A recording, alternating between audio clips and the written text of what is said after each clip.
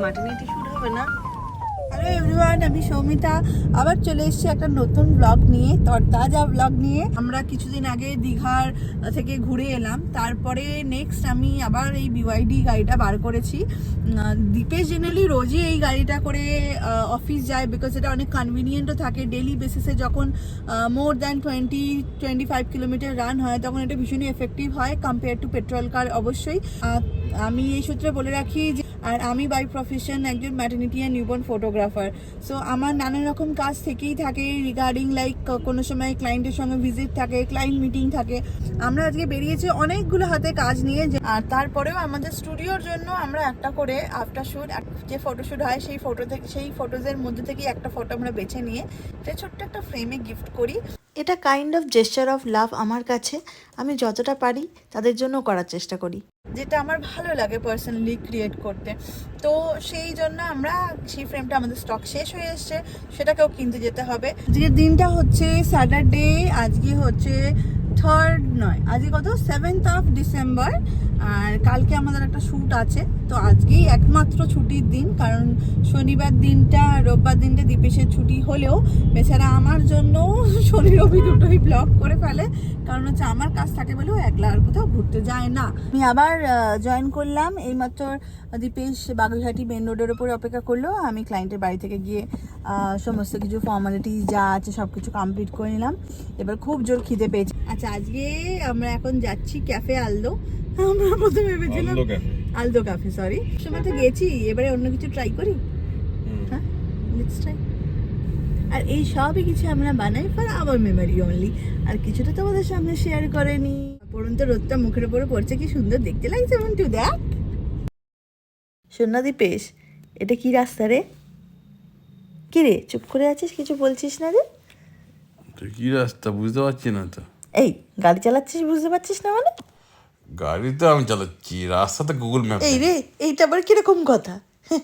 সে যাই হোক, এই যে দল বেঁধে পাখিরা উড়ে বাড়ি ফিরছিল, এটা কিন্তু দারুণ দেখতে লাগে। সেই চেনা ব্রিজটা দিয়ে আস্তে আস্তে ঢুকলাম সল্টলেকের রাস্তায়। সময়টা ছিল পুরো গোল্ডেন আওয়ার। কি বলিস? 70-200 যা মাটারনিটি শুট হবে না? এই যে গল্প করতে করতে আলটিমেটলি পৌঁছেই গেলাম। দীপেশ গেছে গাড়িটা পার্ক করতে, আমি ততক্ষণ এখানে ওয়েট করছি আর দেখছি আউটডোরে বসার জায়গা কতই না সুন্দর বানিয়েছে ওরা। এটা হলো টার্কিশ এগ, আর দীপেশ কি বানালো যা, আর কোনো কাজ নেই ছেলেটার।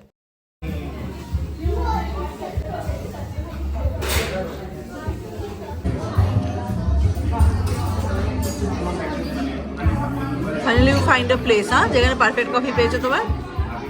No need of sugar at all. ঠান্ডা লেগেছে না?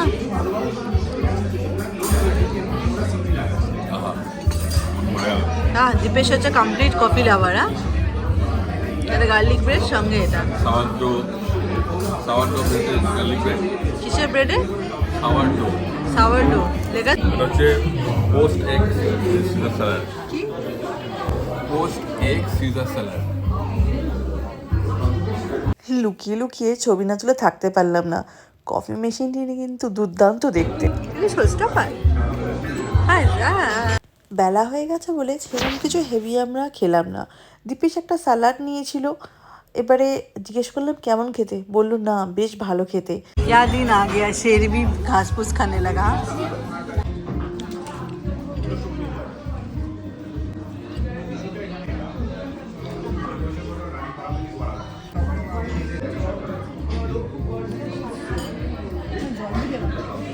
এটাই হচ্ছে সবশেষে বিল।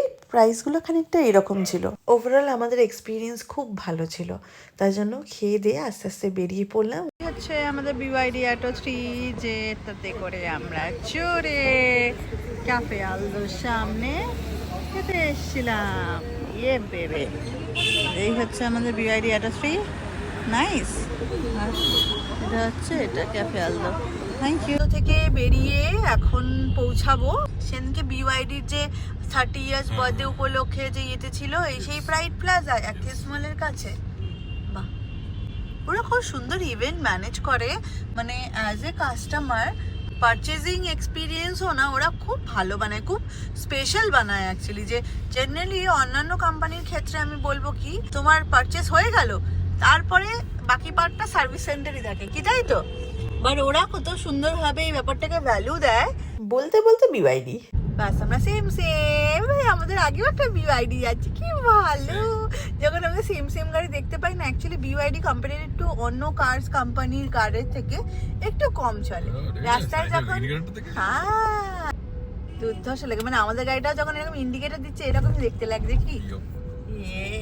Nice, very nice. অ্যাটলিস্ট দেখতে তো পেলাম আমাদের গাড়িটা পেছন দিক থেকে কেরম দেখতে লাগে। ব্যাস আমরা চলে এসেছি অ্যাক্সেস মল।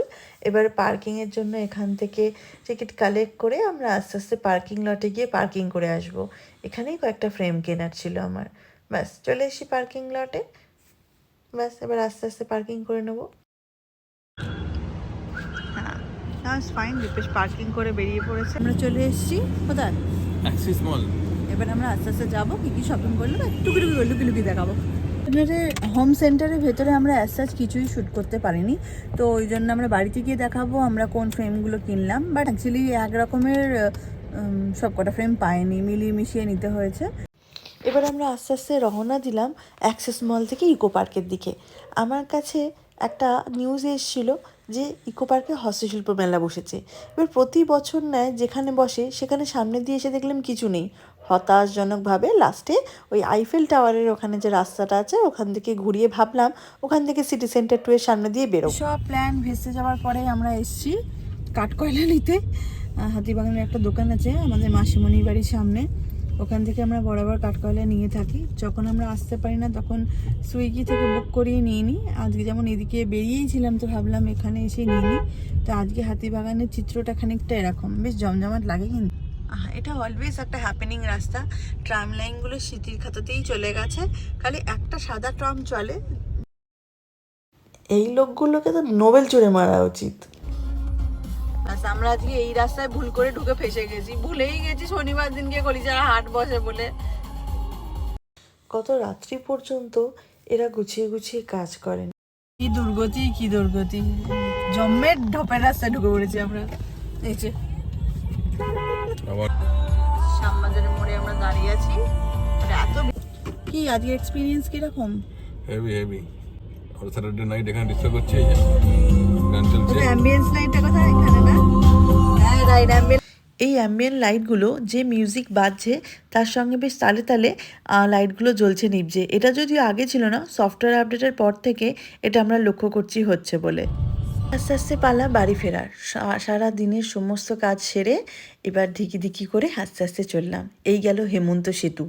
আস্তে আস্তে আমরা বিটি রোড হয়ে আমরা দক্ষিণেশ্বরের দিকে আস্তে আস্তে ফিরবো। তবে হ্যাঁ, আমাদের ব্লগ কেমন লাগছে অবশ্যই জানাবেন। Please stay tune at our channel which is EV Couples Chronicles. Thank you so much. Bye bye.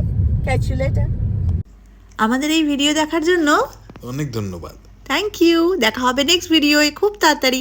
Tata.